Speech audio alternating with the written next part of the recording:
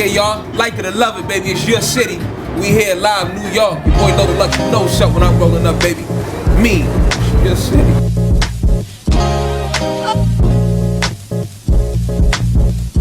This is Paige Sommer. We're out here at Sky 31 Bar in Midtown Manhattan. We're here for a beautiful night, a beautiful interview with Loaded Lux. Excited for Your City Magazine. We're here with Scythe Jeep Building in the house tonight. This is China Dog Cat, Utter Intuition, always representing.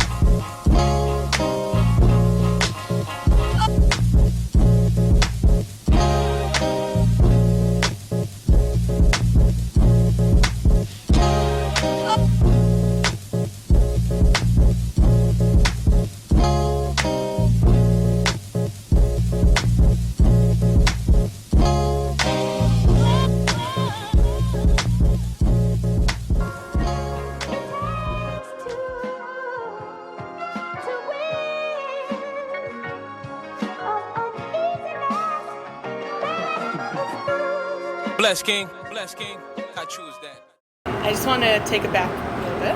Talk about your beginnings in battle rap. I'm from Harlem, New York, born and raised. And in the journey, when I really entertained the thought of really wanting to do music, well, I guess more so not even just doing the music, but taking the writing part seriously. Right. You know what I'm saying? As far as rapping is concerned. Battle rapping at the same time I was getting into the studio was prevalent. You know, we used to go to parties, and there was always a cypher, a battle, or something that would break out. Want to see where I rank at on the level, you know what I mean, as far as what everybody was doing.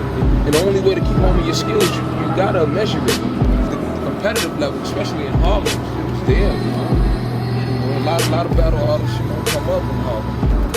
Mace, Cameron, West Soul, Big L, they were doing this. Yeah. You know what I mean? So, we were just keeping the culture alive and well. I heard at your mixtape release party that Big L kind of pulled you aside one time. That's kind of crazy. Yeah, man. Yeah, Big L, man. Rest his soul is definitely one of my greatest inspirations, you know what I'm saying? To make me want to keep, going as far as writing. As an artist, he just gave me some words of wisdom, but more so coming from him. This is Big L. Yeah. You know what I mean?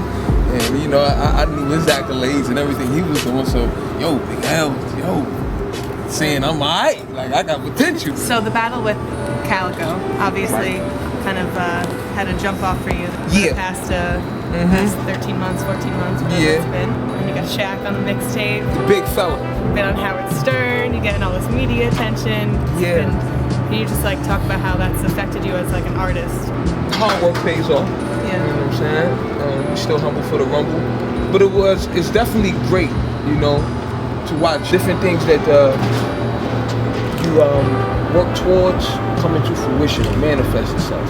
As we look down the line now, I mean, all the newfound notoriety is, is a result of that hard work, you know what I'm saying? And grateful for it.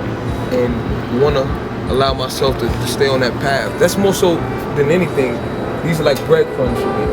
Every interview, every tweet, every pic I take with a fan, all of that, man, it just keeps me aligned and focused on my purpose, Yeah. Lets me know I'm going in the right direction. I need to stay exactly where I'm at. If I'm supposed to do the will, what I'm supposed to do while I'm here, Those breadcrumbs fall together, right? Yeah. So it just keeps me where I need to be. A lot of people came before me, and it would just be so disrespectful of me, not to take, what they laid out for me to be inspired and want to take up the torch and not, put something back.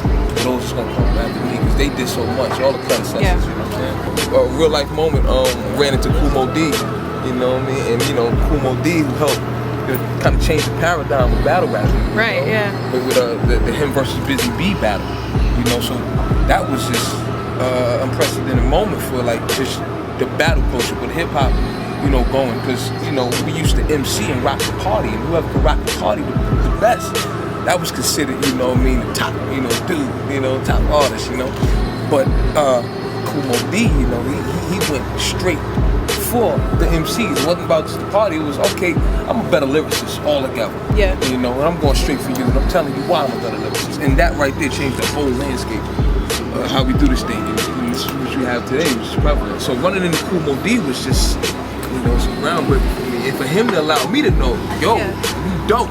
That's what I you tune in. I'm a fan. Yeah, man. Even got some hits. Chuck D. Chuck D. You know, reached out. You know what I mean? Building with Chuck, and like these are people that I've listened to, and you know they help shape my DNA. Jay-Z gave you those Jay-Z, tweets. you know I mean, that's crazy. Yeah, you know, so you know I'm a strong believer in you know taking on that next level. Yeah. Yeah, because you don't get these moments when it's your time, and you got to do what you're supposed to do with it, you know? Well, I think that this is definitely your time. I mean, we got finally Hollow the Dawn battle. Yes, coming up. coming It's up. happening. It's official. Yeah. It's going down. February 1st. February 1st. Super Bowl weekend. It's gonna go down with UW Battle League. Shout out to them. We met in the middle in regards to wanting to do something, you know, monumental for battle rap all over again and make it take it to a grander scale. Right. You know, this is a growing culture. You know, I always tell people, you know, not so long ago we was just still doing this in the park, you know. So how is it that UW is able to host this battle, but then Smack and URL weren't able to host it? Though they seem like a bigger outlet. Right. Take on, I mean, are they getting an outside sponsor? Do they take your suggestions? Are they doing the stream pay-per-view? Yeah, we kind of seen eye to eye in regards to wanting to broaden and expand the culture. See, the thing is about interest, you know, and wanting to, you know, how you say, get the marketing and promotion to where we can have, you know, the face of battle rap be shown on a bigger plateau. And in order to do that, we're gonna have to take some risks. Everybody over there at the URL, Smack, you know, Beasley, and my brothers, you know. What up with my brother Luck? That's my brother, you heard? What's up, Luck? Luck, what up? You know what I mean? We're gonna get that work. So there's no like bad blood about not being on the... Business is business, you know, we just didn't see eye to eye in regards to doing business, and that's all right. We can agree to disagree, that's cool. Yeah. You know what I'm saying? But on a personal level, we all fine. Yeah. You know what I mean? Seeing them down, we down Atlanta at the APC, you know what I'm saying, rocking out. Yeah. Love is love, you know? You know, and they wish me well. You know, we're gonna keep forging forward. Because at the same time, when you see Loaded Lux, you know, you think the culture. When you see Smack, you think the culture. So no matter what, you know, kind of in the same. We brother in arms, you know, no matter how it goes. So for this Hollow the Dawn battle, do you feel a lot more pressure because it's so highly anticipated? I mean, I think your fans have been waiting for this for so long now, since Summer Madness 2, since all the stuff that happened with Smack and URL, and now it's finally happening. A couple weeks ago, it's official. Yes. Do you feel much more pressure going into this? Are you going to change things up? I mean, do you have the same intention for Hollow that you had when you were battling Calicoe? To be honest, I don't know what's going to happen on that stage when we get there. You know, I just try to remain true to the art, you know, true to myself. Yeah. And like I said, say some thought-provoking things that's going to mean something. Because, you know, film is forever, audio is forever. And people will always research your works. Yeah. And, you know, that spirit will always remain there. So I would like to do something that's always essentially, you know, in all of us. You know, that'll resonate with all of us and stuff. So what's going into, like, your preparation for it? A lot of ancient secrets, man. We can't put, you know, government usually reveals things 20 years later, the FBI files and everything. Do you watch a lot of Hollow's battles and kind of study his techniques? I watch every battle. Yeah. Every battle. And more so when we're in preparation. We go to every battle. You know what I mean? Yeah. Yeah, it's important. Yeah. The Calicoe battle. I can literally feel. I'm sitting in my living room and I can feel just the adrenaline going through the whole crowd. Right. And then everyone's turning and they're looking at you and they're waiting with bated breath for you to talk. And it's like, what is going through your mind at that? I mean, I think that a reason that you're so, you know, prominent in what you do is because the majority of people, they would crack under pressure. You know what I mean? Right. So for you, somebody who's been doing this for so long, what is that moment like for you? What is your like? What's your mental process during this time? It's beautiful, but definitely a high. You know what I mean? And that experience, man. You gotta go. Like, I'm going. Oh yeah, you gotta go. You gotta be there. You gotta be there. I always tell people, man, if you've never been to a battle, watching it on TV is one thing, but to be in the aura they did, oh my goodness. I catch myself, like, when I go as a spectator, hanging on to every word. Like, if I used to watch the old Lions that we used to do, you know, and I would be hanging on to every word. It's not like when you go to a regular rap concert. Yeah. 9 times out of 10, you know all the songs. But when you go to a battle, nobody knows what's about to happen. People are so attentive. You gotta think people are standing there close to 5, 6, 7 hours just up on their feet. They're there to listen and be inspired. And it's revolutionary, you know. It's nothing like it. It's so grand, and especially, you know, once I'm there and I'm comfortable. It's just like sending out a SOS, you know? Yeah, and then you know somebody catch it and yeah, it's just beautiful. It's nothing like it. So for the Calicoe battle, a lot of people think that you choked in the first round. Mm-hmm. But then I know that you were saying it wasn't about me choking in the first round. There was a part 2. There was a whole method to the madness. You can't know how it's gonna turn out. You know, they say you want to make God laugh playing something. You don't have to go the same straight line to get there. You know what I'm saying? Yeah. Maybe the fastest, but you may miss some things along the way.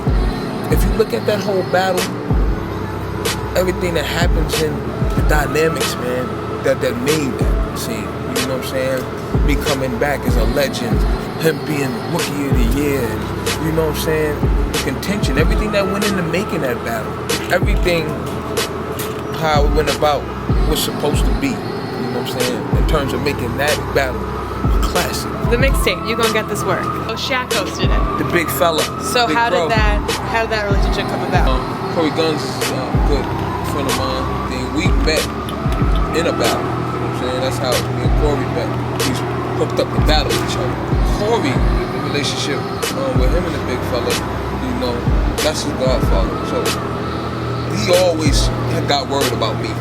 He's a big fan of battle rap. So we had hooked up, man. He had a comedy show in New York. You know what I'm saying? And he invited me out, you know what I mean? And from there, man, it was just everything. It's definitely a kindred spirit. When you make the effort to want to be more, do more, you find more. Not only about you, but you know, others in the world like you. You know, y'all hook up to do, you know, amazing things in life, you know? And, you know, big fella, you know, contact me. I was there, we met, man. Beautiful night, man. We was just hanging, doing everything. Went to the 40, all type of stuff. From there, we just always kept building. And I let them know, hey, I want to put together this tape. When we finally got around to it, man, it was just like he was, you'd have thought he was getting ready. You know what I mean? He sounds so scary on that thing. Yeah. I'm like, oh my God. Now, you had to see him. I got certain clips of him when he recorded it. Like, you'd have thought Shaq had somebody lined up, like he was about to go to the ring. Like, it was a beautiful moment. I'm watching him. It was like he had, I could hear that he was preparing. Certain things that he was getting ready to say, he was just he said, no, I got it. I can't forget when I was in the studio. We just played him a couple of beats that he probably wanted to rock to, talk to. And he said, yo, listen, got it. And we just let him go. And that's big, bro. And, you know, also gave me some wisdom in regards to, you know, my endeavor, the journey, and different things that I need to take on. So what's your favorite track on the mixtape? I like the Hard Times in the Ghetto, me and Trey the Truth. Yeah. RTG produced that. Killers. Yeah, Knowledge illuminates life, love, and success. With Fat Trell. No, now that, yes, you know, and even we're getting that record done. You know, Fat Trell is a beautiful spirit. He's just always ready. Man. I once heard someone say, if you stay ready, you ain't gotta get ready. Right. Know that. Yeah. Stay ready. You ain't gotta get ready. Know that. It's the best way to be. How do you want battle rap to be viewed in the eyes of the majority of the public? It's definitely an art form, you know, be entertained, but at the same time, I feel it's, at this point, it's for me, in watching the landscape of hip-hop in a whole, I feel as though it's somewhat salvation in regards to remembering what's essential to hip-hop, the fundamentals, you know, and that being lyricism, the word. It's cool to have a dope beat, and all the other aesthetics that go around artists, you know, people bring fashion into it, you know, kicks, all that's cool, you know, but fundamentally, while we took up the mic, we had to have something to say. Let's have some balance. You're an adult because you had a certain level of consciousness to where you understand what's right, wrong, you know? What if you was never given that opportunity to learn that, you know? So how do you tap into that kind of like creativity. I mean, it's like it's crazy to watch you because like you're just like this like lyrical like. And I'm just like, what goes on in this man's head? He's like got all these, you know, and he knows how to place it. He knows how to perform it. He knows how to. Baby girl, I'm gonna be totally honest. I don't even. It's just I just allow for myself sometimes to be receptive, you know, to the things that I want to attain. You know, what am I shooting for? You know, when that pen hits the pad, and what do I want to say? You know, to invoke, you know, people, you know, to that next level. But you can't, you know, you can't take credit as much as for, you know, the detail, and I mean like the line or the words that move people. As much as you can take credit for you making the choice, you know, to put yourself in the arena. Yeah.